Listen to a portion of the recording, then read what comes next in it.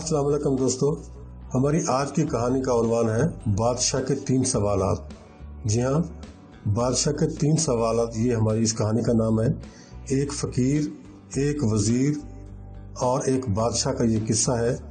زندگی کے سب سے بڑے 3 سچ آج ہم آپ کے سامنے رکھیں گے۔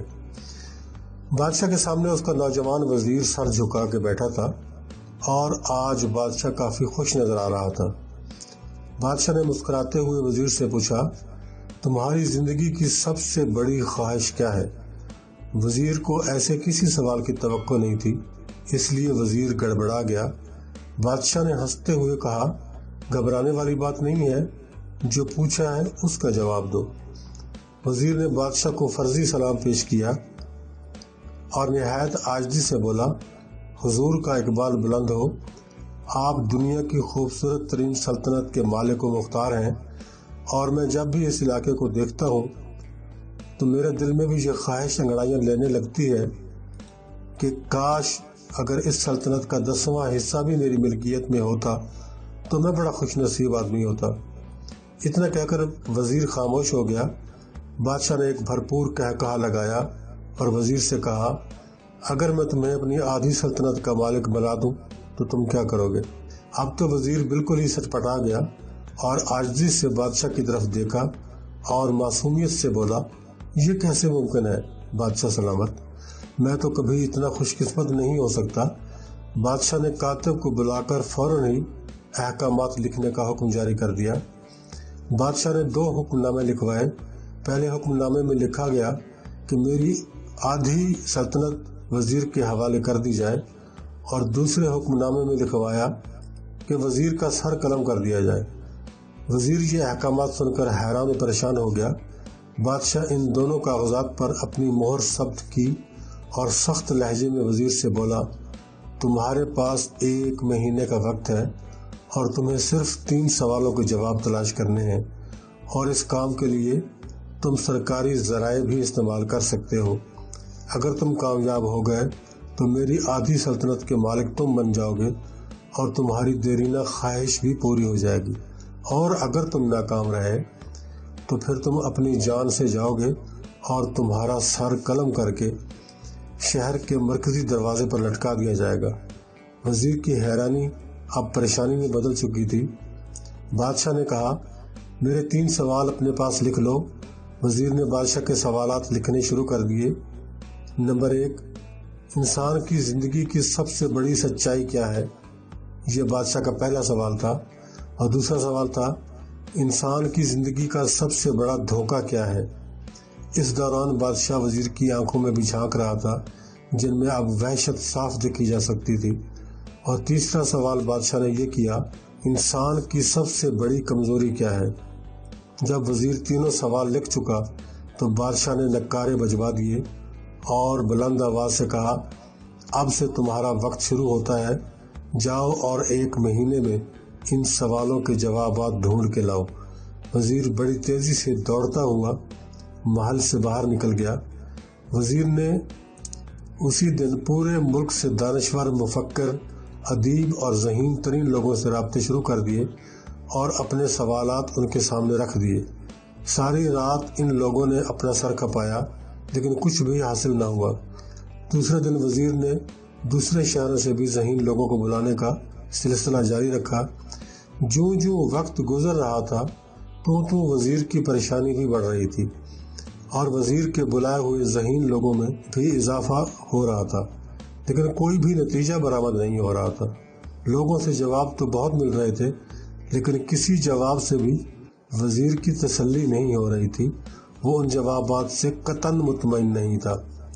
جب آدھے سے زیادہ دن گزر گئے تو اس پر مایوسی غالب آنے لگی۔ وہ دارالحکومت سے باہر نکل گیا۔ اب صورتحال یہ تھی کہ وہ راہ چلتے لوگوں کو روک روک کر سوالات پوچھنے لگا۔ وہ پورے ملک میں گھومتا رہا اور سوالوں کے جوابات تلاش کرتا رہا، لیکن کوئی فائدہ نہیں ہوا۔ شہر شہر اور گاؤں گاؤں کی خاک چھان لینے کے بعد وزیر کا شاہی لباس تار تار ہو چکا تھا اور پگڑی گلے میں جھول رہی تھی۔ جوتے پھٹ کر جانے کہاں رہ گئے تھے، پاؤں میں چھالے بھی پڑ چکے تھے، اور پھر شرط کا آخری دن بھی آن پہنچا۔ दूसरे दिन उसने बादशाह के दरबार में हाजिर होकर बादशाह के सवालों के जवाब देने थे। अब उसे यकीन हो चला था कि कल उसकी जिंदगी का आखिरी दिन होगा और कल उसकी गर्दन काट दी जाएगी और इसका सर शहर के मरकजी दरवाजे पर लटका दिया जाएगा। हर तरफ से मायूस होकर वो शहर से निकलकर कच्ची आबादी में पहुंच गया। इस कच्ची आबादी के शुरू में ही एक फकीर की झोपड़ी देखकर वो रुक गया। दफतन झोपड़ी से फकीर की आवाज आई, अजनबी अंदर आ जाओ। वो गिरता पड़ता झोपड़ी में दाखिल हो गया। देखा तो सामने एक फकीर बैठा हुआ सूखी रोटी पानी में भिगो भिगो कर खा रहा है और साथ ही फकीर का कुत्ता भी बैठा हुआ है और कुत्ते के सामने दूध का प्याला मौजूद था और कुत्ता वो दूध पी रहा था। फकीर वजीर की हालत जार देखकर हंसने लगा। फकीर बोला, अली जनाब, आप अब ठीक जगह पर पहुंच गए हैं। आपके तीनों सवालों के जवाब मेरे पास मौजूद हैं। वजीर ने इंतहाई हैरत से फकीर की तरफ देखा और कहा, क्या आपको मालूम है कि मैं किस चीज की तलाश में हूँ? फकीर ने असबात में सर हिलाया और हाथ में पकड़ी हुई सूखी रोटी एक तरफ रख के अपनी जगह से उठ गया और जिस बोरिये पर वो बैठा हुआ था उसे भी उठा दिया और वजीर को इशारा करते हुए बोला कि यहाँ देखें, आपको समझ आ जाएगी। वजीर ने थोड़ा झुककर देखा तो वहाँ बोरिये के नीचे शाही लिबास बिछा हुआ था। ये वही लिबास था जो कि बादशाह सिर्फ अपने करीबी लोगों को पहनाते हैं। फकीर ने कहा, आली जनाब, एक वक्त था जब मैं भी इसी सल्तनत में वजीर हुआ करता था। मैंने भी एक बार बादशाह से शर्त लगाने की गलती कर ली थी और उस शर्त का अंजाम आप देख ही रहे हैं। फकीर अब दोबारा बैठ चुका था और वही सूखी रोटी फिर पानी में भिगोकर खाना शुरू कर दी थी। वजीर ने और भी ज्यादा दुखी लहजे में फकीर से पूछा, तो क्या आप भी बादशाह के सवालों के जवाब तलाश नहीं कर पाए थे? फकीर बहुत जोर से हंसा और बोला कि नहीं, मैंने जवाब ढूंढ लिए थे और बादशाह को बता भी दिए थे, लेकिन मैंने आधी सल्तनत का हुक्मनामा वहीं फाड़ कर फेंक दिया था और इस कुटिया में आकर आबाद हो गया था और अब मैं और मेरा कुत्ता दोनों बड़े सुकून की जिंदगी गुजार रहे हैं। वजीर की हैरत में मजीद इजाफा हो गया, लेकिन यह साबिक वजीर की हमाकत को परखने का वक्त नहीं था कि उसने ठीक किया या गलत। उसे तो बस सवालों के जवाब चाहिए थे। वजीर बिल्कुल फरियादी सूरत बनाकर फकीर की तरफ मुतवज्जा हो गया और बोला, तो क्या आप मुझे उन सवालों के जवाब बता सकते हैं? फकीर ने हाँ में सर हिलाया। कुछ देर खामोश रहने के बाद फकीर बोला कि आपके 2 सवालों के जवाब तो मैं आपको मुफ्त में दूंगा, लेकिन तीसरे सवाल की आपको कीमत अदा करनी पड़ेगी। वजीर के पास फकीर की शर्त मानने के सिवा और कोई चारा नहीं था।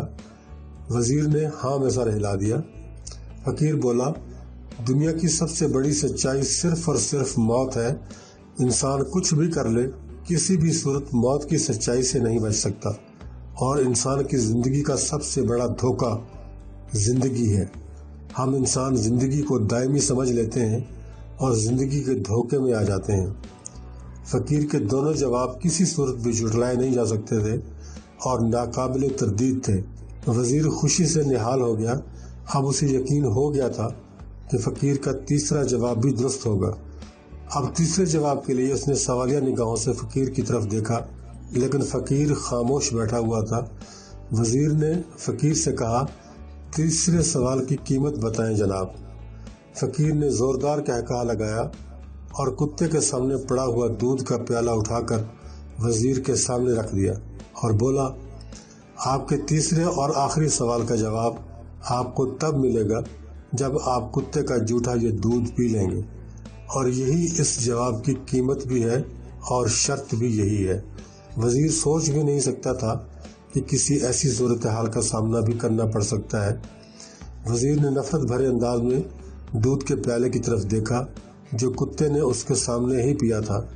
वो किसी कीमत पर कुत्ते का जूठा दूध नहीं पी सकता था। कुछ देर के बाद फकीर ने कंधे उचकाए और बोला कि साहब, आपकी मर्जी है, आपके पास अब सिर्फ 2 ही रास्ते हैं। या तो आप दूध पीने से इनकार कर दें और कल सुबह अपनी गर्दन कटवाने के लिए खुद को तैयार कर लें, और या फिर ये एक छटाक दूध पी लें और अपनी जान भी बचा लें और आधी सल्तनत के मालिक भी बन जाएं। فیصلہ تو صرف آپ نے ہی کرنا ہے۔ وزیر گو مگو کی حالت میں بیٹھا سوچ رہا تھا، ایک طرف زندگی اور آدھی سلطنت تھی اور دوسری طرف ذلت کی موت یا کتے کا جھوٹا دودھ۔ وہ سوچتا رہا اور وہی ہوا جو ہونا تھا، یعنی جان و مال جیت گیا اور عزت نفس ہار گئی۔ وزیر نے پیالہ اٹھایا اور ایک ہی سانس میں سارا دودھ پی کر پیالہ خالی کر دیا۔ فقیر پھر زور سے ہنسا اور بولا، انسان کی سب سے بڑی کمزوری یہی ہے جسے غرض کہتے ہیں، جو انسان کو کتے کا جھوٹا دودھ پینے پر بھی مجبور کر دیتی ہے۔ یہ وہ سچ ہے کہ جس نے مجھے آدھی سلطنت کا مالک بنانے سے روک دیا اور اس کاغذ کو پھاڑ کر میں اس جھونپڑی میں بیٹھنے پر مجبور ہوا۔ میں نے یہ سمجھ لیا تھا کہ میں جیسے جیسے زندگی کے اس دھوکے میں آتا جاؤں گا تو موت کی سچائی کو فراموش کرتا جاؤں گا، اور موت کو جتنا فراموش کرتا رہوں گا میں اتنا ہی غرض کی دلدل میں دھنستا چلا جاؤں گا، اور اس دلدل میں سانس لینے کے لیے مجھے روز غرض کا یہ غلیظ دودھ پینا پڑے گا۔ وزیر کو تینوں سوالوں کے جواب مل چکے تھے۔ فقیر نے مزید کہا کہ میرا مشورہ یہی ہے کہ زندگی کی ان تینوں تلخ حقیقتوں کو جان لو، تمہاری زندگی اچھی گزرے گی۔ وزیر تینوں سوالوں کے جواب لے کر فقیر کی جھونپڑی سے باہر نکلا، لیکن اس کو لگ رہا تھا کہ وہ اپنا سب کچھ گنوا چکا ہے۔ شرمندگی اور خجالت اس پر سوار تھی۔ وہ محل کی جانب چل پڑا۔ وہ جیسے جیسے محل کے قریب ہو رہا تھا، شرمندگی اور ندامت کا احساس بڑھتا جا رہا تھا۔ وہ اسی احساس کے ساتھ محل کے دروازے پر جا پہنچا۔ اس کے دل و دماغ پر بہت بوجھ تھا۔ وہ گھوڑے سے گرا اور گرتے ہی ایک لمبی سانس خارج کی اور جہان فانی سے رخصت ہو گیا۔ دوستو، یہ دنیا فانی ہے اور موت ایک اٹل حقیقت ہے جس کو دنیا کا کوئی مذہب اور کوئی فرقہ نہیں جھٹلا سکتا۔ دنیا میں سینکڑوں مذاہب ایسے ہیں جو اللہ تعالیٰ کو بھی نہیں مانتے، لیکن ایسا کوئی مذہب نہیں جو موت سے روگردانی کر سکے۔ تو ہمیں بھی زندگی کے دھوکے میں نہیں آنا چاہیے۔ زندگی کا یہی دھوکہ ہمیں غرض کے پیچھے لگا دیتا ہے اور پھر ہم موت کو بھول کر زندگی اور غرض کے فریب میں آ جاتے ہیں۔ جس دن ہم زندگی کی ان بھول بھلائیوں سے نکل گئے تو انشاءاللہ تعالیٰ فی العزیز ہم کبھی ان غلیظ پیالوں کا استعمال نہیں کریں گے۔ اے کاش کہ اللہ سبحانہ و تعالیٰ ہمیں اس کی سمجھ بوجھ عطا فرما دے۔